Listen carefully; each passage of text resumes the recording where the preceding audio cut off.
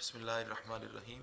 ये प्रोबेबिलिटी का एक और क्वेश्चन है, इसे देखते हैं। लेकिन इसको देखने से पहले अगर आप क्वेश्चन नंबर 2 दोबारा अच्छी तरह से देख लेंगे तो इस क्वेश्चन को समझने में आसानी हो जाएगी।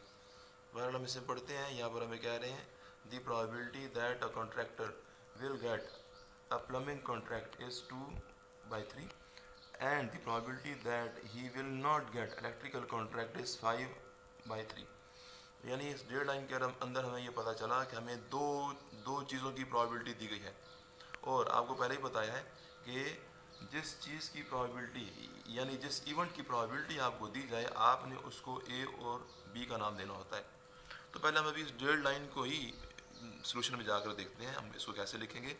सोल्यूशन में जाकर हम लिखेंगे ए बी इवेंट दैट, ये ए बी इवेंट दैट एक प्रोबेबिलिटी 2/3 के लिए, और 5 और 9 के लिए बी बी इवेंट दैट लिख देते हैं। ठीक है, तो क्योंकि दो प्रोबेबिलिटियाँ दी हुई हैं तो आपको दो नाम देने पड़ेंगे, ए और B.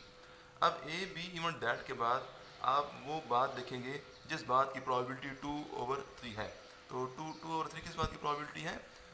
Contractor will get plumbing contract. तो ये कॉन्ट्रैक्टर को प्लम्बिंग कॉन्ट्रैक्ट मिल जाएगा, इस बात की प्रोबेबिलिटी है। लिहाजा हमने दैट के बाद देख देना है कॉन्ट्रैक्टर गेट्स प्लम्बिंग कॉन्ट्रैक्ट या contractor will get plumbing contract. ये एक हो गया। अब दूसरी प्रोबेबिलिटी है 5/9। ये थोड़ा सा इसके साथ मसला ये है कि इसका नाम आपने देते टाइम थोड़ा ध्यान करना है कि क्योंकि ये प्रोबेबिलिटी 5 और 9 ये हमें दी गई है, he will not gate electrical contract. तो पहला जो 2 और 3 थी ये गेट प्लम्बिंग कॉन्ट्रैक्ट की थी, यानी कॉन्ट्रैक्ट मिलने की थी। जबकि 5 और 9 नॉट गेट इलेक्ट्रिकल कॉन्ट्रैक्ट यानी इलेक्ट्रिकल कॉन्ट्रैक्ट ना मिलने की है। लेकिन हम अगर ऐसा करेंगे कि बी बी इवेंट दैट के बाद यही चीज़ विल नॉट गेट अगर लिख देंगे तभी क्वेश्चन तो हो जाएगा। लेकिन वो नए बंदे के लिए थोड़ा सा मसला होता है। लिहाजा हमने यहाँ पर थोड़ी सी एहतियात ये करनी है कि हम ये नॉट जो लिखा हुआ है इसको भी हम इग्नोर करेंगे। हम जस्ट लिखेंगे, हम ऐसे लिखेंगे कि जिस तरह हमने ए के लिए लिखा है कॉन्ट्रैक्टर गेट्स प्लम्बिंग कॉन्ट्रैक्ट, तो बी में आप लिखेंगे कॉन्ट्रैक्टर गेट्स इलेक्ट्रिकल कॉन्ट्रैक्ट। यानी जो क्वेश्चन के अंदर नॉट था वो नॉट हम इस नाम में नहीं लिखेंगे। उसकी वजह यह है कि अगर आपने नॉट यहाँ लिखना है तो फिर आप ए में भी नॉट लिखें। यानी ए और बी दोनों में हमारी कोशिश होती है कि सेम तरह का नाम दिया जाए। अगर ए नाम दिया है गेट कॉन्ट्रैक्ट का तो बी नाम भी आप गेट कॉन्ट्रैक्ट को ही देंगे। वो जो नॉट वाला मसला है जो हमने शामिल नहीं किया, वो नॉट वाला जो जो जो कमी रह गई है वो हम आगे जाकर पूरी कर लेंगे। वो एक आसान सी बात है, देख लेंगे उसको। अब हमने लिखा है, ये देखिए probability of A is equal to 2/3 लिख दिया। अब ये अब आपको सोचें, ये पहले भी मैं बताया है, आप दोबारा बात कर लेते हैं इसके ऊपर कि ब्रैकेट के अंदर जो ए लिखा हुआ है, हाँ अब probability of A is equal to 2/3 हो गई है। लेकिन ए क्या है, ये हमने पहले वजाहत कर दी है कि ए का मतलब कॉन्ट्रैक्टर गेट्स प्लम्बिंग कॉन्ट्रैक्ट है। तो यानी इसको पढ़ेंगे आप probability of contractor gets plumbing contract is equal to 2/3। और ये हमें पहले ही क्वेश्चन के अंदर लाइन लिखी गई थी। अब दूसरा यह है probability of B complement is equal to 5/9। तो 5 और 9 जो थी ये प्रोबेबिलिटी थी will not gate electrical contract की। ये अब देखिए हमने जो बी नाम दिया था वो नाम दिया था गेट इलेक्ट्रिकल कॉन्ट्रैक्ट को, जबकि हम यहाँ लिखेंगे प्रोबेबिलिटी ऑफ बी नहीं बल्कि बी कम्प्लीमेंट। हमें पता है कि बी और बी कम्प्लीमेंट एक दूसरे का मुखालिफ होते हैं। अगर बी बोलेगा गेट कॉन्ट्रैक्ट तो बी कम्प्लीमेंट बोलेगा नॉट गेट कॉन्ट्रैक्ट। तो वो जो हमने बी की लाइन के अंदर नॉट नहीं लिखा था वो नॉट हमने यहाँ कवर कर लिया बी के ऊपर बार रखा के। अच्छा, अब यह है कि अब बी कम्प्लीमेंट से प्रोबेबिलिटी ऑफ बी कम्प्लीमेंट से आपने प्रोबेबिलिटी ऑफ बी बनानी है, क्योंकि हमें आगे ज़रूरत पड़ेगी इस चीज़ की। तो ये कैसे बनेगा? ये बनेगा ये लॉ ऑफ कम्प्लीमेंटेशन से। तो वो हमने क्लास में देखा था, ये जो मैंने लिखा है probability of B is equal to 1 minus probability of B complement, ये कहलाता है लॉ ऑफ कम्प्लीमेंटेशन। ये आपको बताया था कि किसी इवेंट की प्रोबेबिलिटी वो बराबर होती है 1 माइनस उसके मुखालिफ इवेंट की प्रोबेबिलिटी की। तो अगर ये ब्रैकेट में बी लिखा है तो दूसरी ब्रैकेट में आप बी कम्प्लीमेंट लिख सकते हैं, या अगर किसी बंदे ने इस बी के ऊपर कम्प्लीमेंट लगा दिया तो फिर यहाँ कम्प्लीमेंट नहीं लगाएंगे। यानी इन दोनों बी में से किसी एक बी के ऊपर आप कम्प्लीमेंट लगाते हैं अपनी ज़रूरत के तहत। और कई बार आप देखेंगे कि हम जो पहले पी लिखी हुई है ना, इस प्रॉबिलिटी वाले बी के ऊपर कम्प्लीमेंट लगा देते हैं, फिर हम यहाँ नहीं लगाते हैं, वो अपनी ज़रूरत के तहत होता है। तो अभी प्रॉबिलिटी ऑफ बी कम्प्लीमेंट जो लिखा है तो ऊपर से वैल्यू 5 और 9 आप यहाँ पुट कीजिए तो आपको आंसर मिलेगा 4 और 9। This is the probability of B. अब हम मज़ीद क्वेश्चन पढ़ते हैं तो हमें पता चलेगा, जो दूसरी लाइन है यहाँ लिखा हुआ है the probability of getting at least one contract is 4/9। तो इस बात को मैं अब यहाँ लिखूँगा। तो प्रोबेबिलिटी ऑफ गेटिंग, इस बात को देखिए यहाँ लिखा गया, प्रोबेबिलिटी ऑफ, ब्रैकेट का मतलब of, probability of getting at least one contract is equal to के बाद ये अगर आप देखिए वो दी थी 4 और 5, तो इक्वल टू के बाद यहाँ से पहले देख लीजिए 4 और 5 लिखा हुआ है, लेकिन नोटेशन इसकी बनाना हमारे लिए लाजमी है। ये जो नोटेशन आपने बनानी है probability of A union B, इसको देखिए ज़रा। जिस क्वेश्चन में भी दो चीज़ें हों, यानी अभी आपकी दो चीज़ें कौन सी हैं, एक इवेंट है ए प्लम्बिंग कॉन्ट्रैक्ट का और बी इवेंट है इलेक्ट्रिकल कॉन्ट्रैक्ट का। तो इन दो कॉन्ट्रैक्ट के बारे में या दो इवेंट के बारे में आपको कह रहे हैं कि at least one, getting at least one contract. तो जब भी एटलीस्ट वन आए, एटलीस्ट वन का मतलब होता है यूनियन, और यूनियन किन दो चीज़ों के बीच में होगी, उन चीज़ों के बीच में होगी जिनके बीच में एटलीस्ट होगा। तो यहाँ कह रहे हैं कि गेटिंग एटलीस्ट वन कॉन्ट्रैक्ट, दो कॉन्ट्रैक्ट में से कम एक कॉन्ट्रैक्ट। तो वो जो दो कॉन्ट्रैक्ट होंगे उनमें से एक आपने यूनियन से पहले लिख देना है ए, और दूसरा कॉन्ट्रैक्ट यूनियन के बाद में लिख देना है जो कि है बी। फिर उसके बाद हमसे जो क्वेश्चन किया गया है उसको पढ़ते हैं। यहाँ पर हमें कहा गया था what is the probability that he will get both. आपसे सवाल ये किया गया था कि आप प्रोबेबिलिटी बताइए कि वो दोनों कॉन्ट्रैक्ट हासिल कर लेगा। तो ये हमने कैसे लिखना है, इसको लिखना है probability of getting both contract is equal to probability of A intersection B.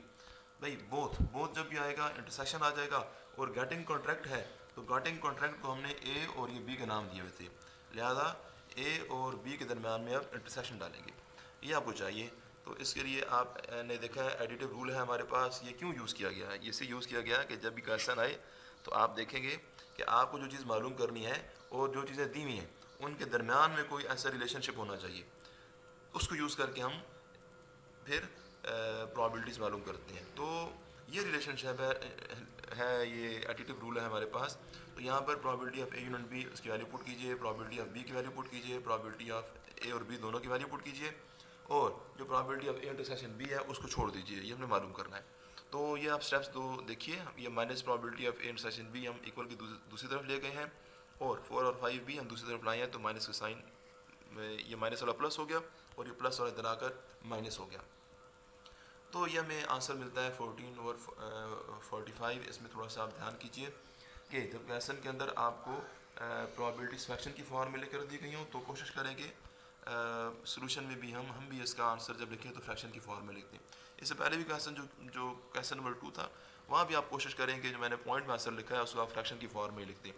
उसका आसान सा तरीका होता है कि जब हम ये 2 और 3 प्लस 1 और 4 और 9 माइनस 4 और 5 पुट करते हैं कैलकुलेटर के अंदर तो हमें वो आंसर पॉइंट में देता है, लेकिन हम वो एक बटन है हमारे पास एस और एस इंटू डी वाला, वो जब हम प्रेस करते हैं तो हमें पॉइंट वाली चीज़ फ्रैक्शन में कन्वर्ट होकर मिल जाती है।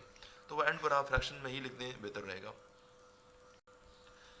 ये एक और क्वेश्चन है, ये बिल्कुल आपने जो क्वेश्चन देखा है उस जैसा ही है, तो इसको भी देख लेते हैं। An economist applies for a job in 2 firms X and Y. 2 firm है एक्स और वाई, उनमें एक बंदा अप्लाई कर रहा है जॉब के लिए। आगे लिखते हैं the probability of his being selected in firm x is 0.7। वो फर्म एक्स के अंदर सेलेक्ट हो जाएगा, इस बात की प्रोबेबिलिटी 0.7 है। And being rejected at firm Y is 0.5, और फर्म वाई में वो रिजेक्ट हो जाएगा, इस बात की प्रोबेबिलिटी 0.5 है। अब मसला यही है पहले वाला ही कि हमें 2 प्रोबेबिलिटीज़ दी हुई हैं, लेकिन इनमें से एक प्रोबेबिलिटी सिलेक्ट होने की है जबकि दूसरी प्रोबेबिलिटी रिजेक्ट होने की है। अब हम इन प्रोबेबिलिटीज़ की वजह से ये लाइनें नीचे सोल्यूशन में जाकर लिखते हैं, let A be event that. अब दैट के बाद आपने जो पहला लिखना है फर्म एक्स की वजह से आप लिखेंगे person is selected in firm x, लेकिन जो फर्म वाई है वहाँ तो रिजेक्ट होने की बात आई है, लेकिन जब आप बी इवन दैट लिखेंगे उसके बाद भी आपने रिजेक्ट नहीं लिखना, बल्कि जिस तरह का आपने इवेंट ए को सिलेक्ट लिखा है तो बी को भी आप सिलेक्ट होना ही लिखेंगे।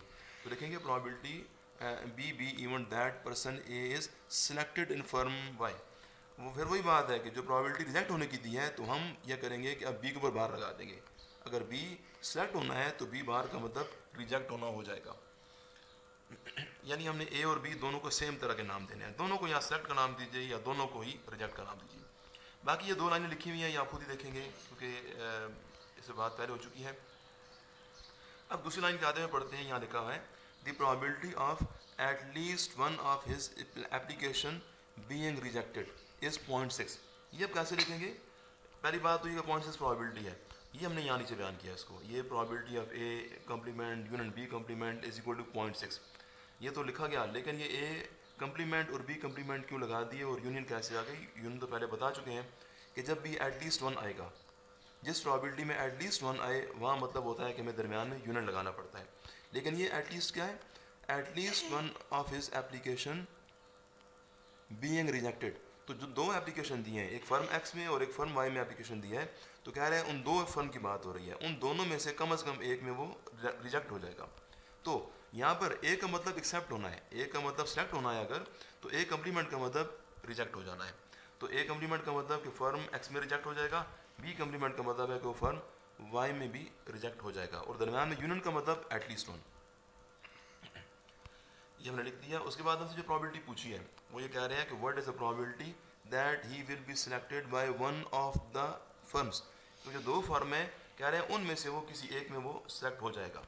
तो ये हमने लिखा है यहाँ पर दोबारा, probability person will be selected by one of the two firms, this is equal to probability of A union B. हाँ जी, यहाँ पर भी वही मसला है कि क्योंकि दो फर्म है लिहाजा ए और बी लिखा है और सिलेक्ट होने की बात हो रही है, लिहाजा हमने ए और बी के ऊपर कॉम्प्लीमेंट नहीं लगाना।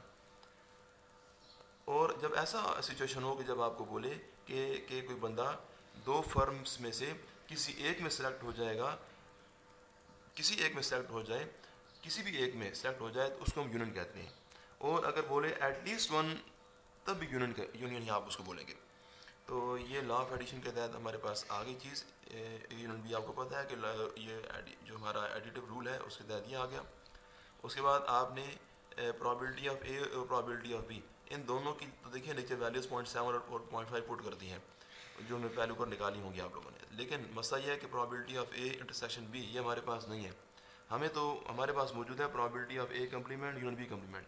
अब कुछ ऐसा करना है इसके साथ कि फिर ये हमें probability of A intersection B मिल जाए।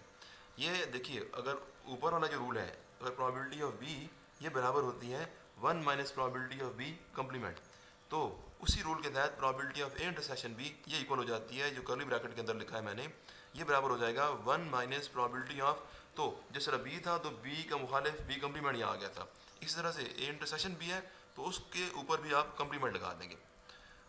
तो यानी ये पता चला कि ये probability of A intersection B is equal to 1 minus probability of A intersection B whole complement. ये लॉ ऑफ कम्प्लीमेंटेशन के तहत हो गया।